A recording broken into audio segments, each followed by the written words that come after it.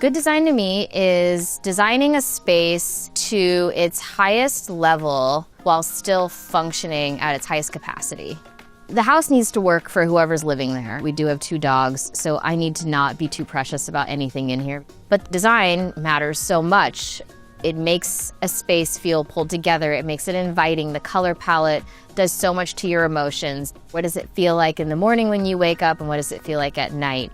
So all of these things come into play, and for me, a well-designed space is the most harmonious version of that. My name is Mandy Cheng, and this is my house that my husband and I renovated together. So we were originally looking for a house that had a slightly larger yard space. We put in offers on like 30 places, and this home was essentially in a state of disrepair, so nobody wanted it, so it was perfect. We want to do the most responsible, environmentally conscious thing, which is to recycle and reuse. It's also the most budget-friendly option. You know, we had a huge project on our hands. This house was a beast. We didn't have the budget to just have teams come in and pull everything out. We had to do a lot of this ourselves. To finally be able to just sit in the space and not stare at all the to-dos is kind of wild.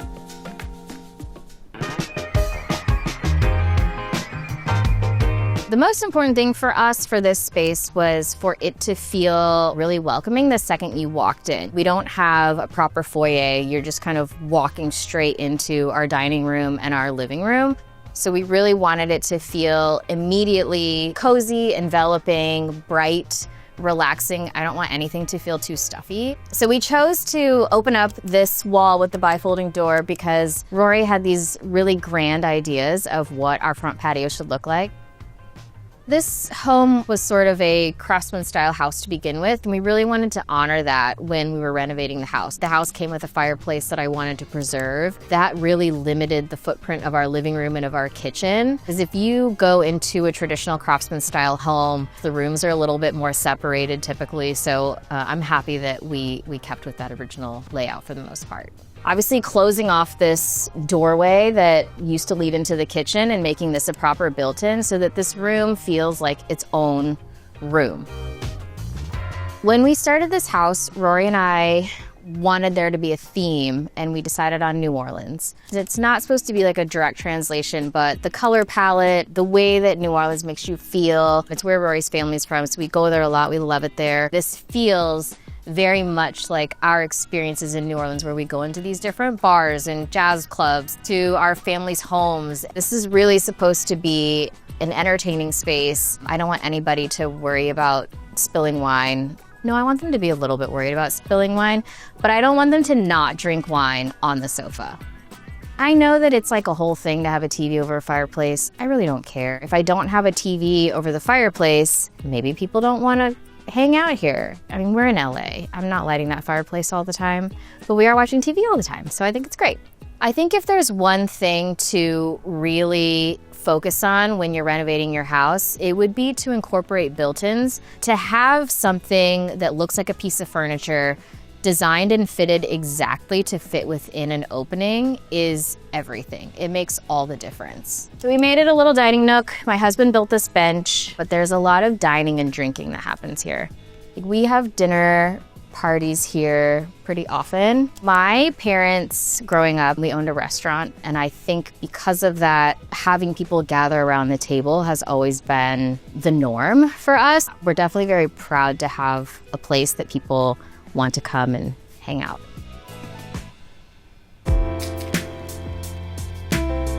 The biggest thing we did in here was add this hallway right here, which gives you a straight shot down for guests to use when we're up on this first floor. Once we drew this, we realized, like, oh, if we just straighten out the wall, move everything in 3 feet, this becomes a very typical single-family residence layout where, you know, the main space is on one side and then the living quarters are on the other side. This 3-foot hallway essentially gave us a guest bedroom, a guest bathroom, our gym.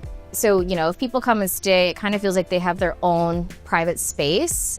In New Orleans, I feel like A lot of the spaces are tight, they're older, they feel a little bit cozier than what you would normally be accustomed to. So I really leaned into that with the guest bedroom. Rather than filling it with bright colors, it lends to the overall color palette of the whole house, but also has its own little like cozy, unique feel. So I have a lot of friends that are artists and they've created a lot of these pieces. I think galleries should be more popular than they are. I know it was trending for a while and then it fell out of trend. I don't really care and I think it's great. So we're gonna keep building on this. It's gonna be completely filled with stuff. I think Rory and I jointly designed this piece, had our stained glass guy make it, and I love the way that the light comes through. It's so pretty.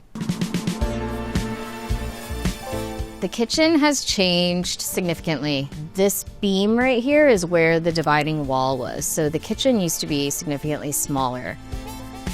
Since the fireplace was there, I didn't want to get rid of it.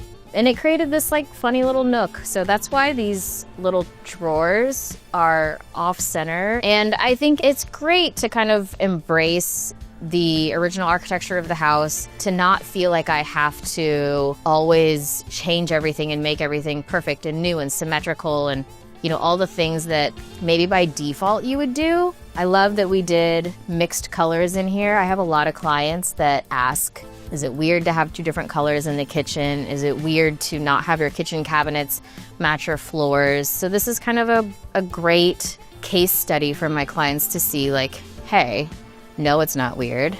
Or if you do think it's weird, maybe just don't hire me. But if you don't think it's weird, it's great.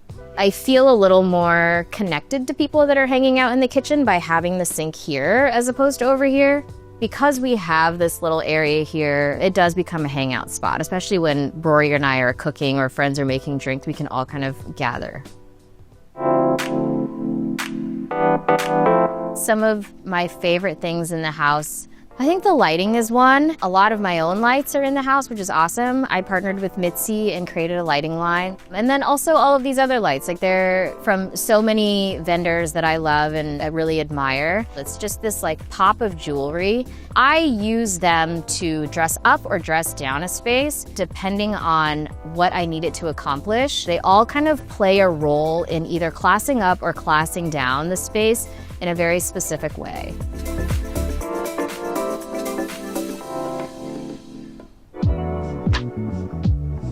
The bedroom is really the same size as how it was when we purchased the home. Added this little clerestory window over our bed. We added a balcony upstairs, downstairs, these French doors that lead out to an awesome view of downtown. I love the colors in this room. Again, going with the New Orleans theme, but it's just this like soft, buttery, golden color that's very, very relaxing. By reconfiguring everything, it made the room feel so much larger. I love that we have two different vintage desks as our nightstands, and just being able to go outside in the morning, have coffee on the sofa, you know, enjoy the view, watch the planes. It's great.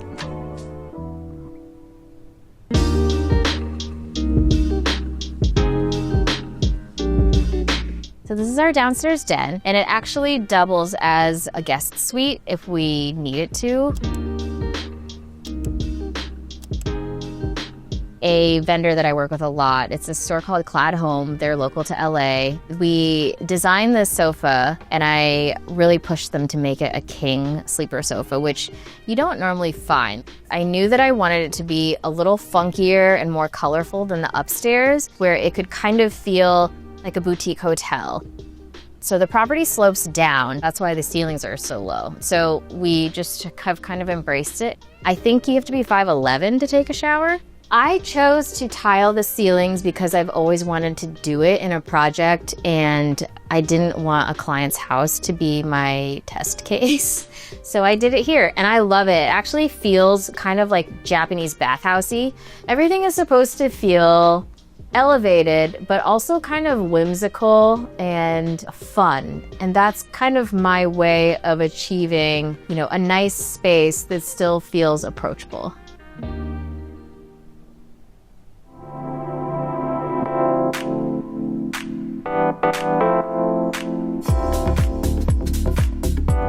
Rory's an architect, and he essentially designed the house.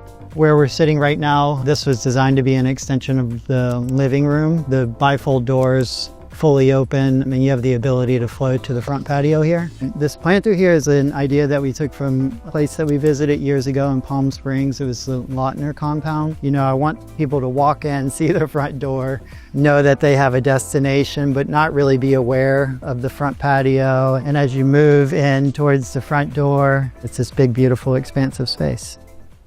I think the tile guys probably wanted to quit. I really wanted to incorporate a lot of color in here. Normally you pick a tile and that's the floor tile, then you pick another tile and that's the wall tile. I wanted to change that up. They were really, really proud of the way that it all turned out. We come out here and hang out pretty much every night. After work, it's just such a cool place to chill, have a glass of wine. We have the fire on. Such a nice little cozy space. We were inspired by some places that we've stayed over the years. Being outdoors is such an incredible experience anywhere in California. We wanted all of our outdoors to feel as though they were as refined as the interiors. And so another thing that was very memorable at resorts that we went to is just having lighting integrated everywhere, to the extent of hanging pendant lights from the trees. He's being modest, by the way. I think he's planted over 1,000 plants on this property. Rory ran all of the irrigation, he ran all of the exterior lighting, and then planted all of the plants you see. Like, I can't tell you how many truck beds full of plants he's brought home since we bought this house. So the last holiday, my family was coming to town and we were really worried about my family getting bored. We installed a bunch of games, but yeah, we needed to entertain family. Like I said, practice makes Stop perfect. it. That's so annoying. I don't think I've ever gotten that. This is the remnants of the original house, but I kind of love it because it's, you know, it reminds us of what the house used to be, on theme with New Orleans, where you just kind of find these new structures mixed with old things. It feels on point. To be true to the Craftsman, we installed a board and batten siding, I think in a more contemporary fashion. And I had these made with the little fleur-de-lis so that it feels very New Orleans. It's like the one thing that is very on the nose. This is a really interesting space because this used to be the door that led to the downstairs studio space. The rest of this was essentially like outdoor storage. It's such a fun little surprise when you're coming down the driveway and turn the corner. As far as the pink quartzite goes, this is also from Walker Zanger. Had this table fabricated. It's great for entertaining. We're in LA. We all want to hang out outside, and now you can eat and drink here too. My countertop fabricator loves to create cutting boards every time he does the countertop, and rather than a cutting board, I asked for a Lazy Susan. If you've ever been to dim sum, they always have Lazy Susans at the tables. I grew up going to dim sum restaurants, and I like that aspect, so this is a very miniature version of that. The base along here, we planted a creeping thyme, which is edible. You shouldn't eat this. Our dogs pee in here. But in theory, it's great.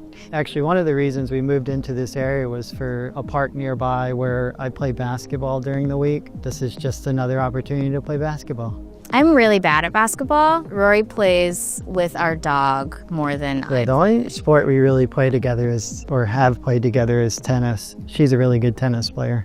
I'm not. I'm terrible at tennis. I'm just better than he is.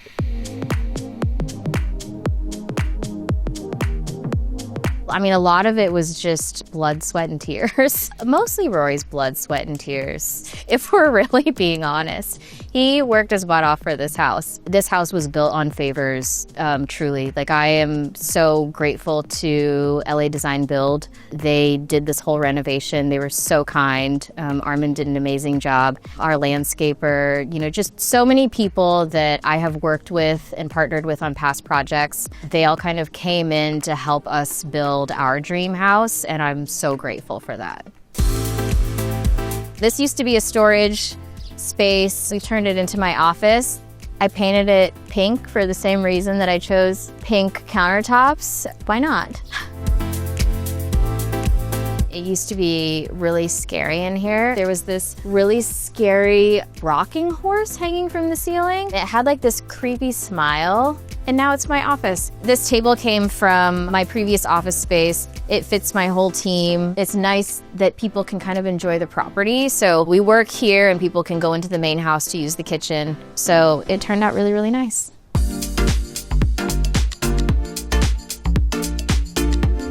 There's like a very, very short journey where I leave the office and walk up the steps and around the kitchen into the house. It's like the end of the day. So now we can come inside, we'll sit in the front patio or hang out, have dinner. It feels very relaxing and soothing and an escape.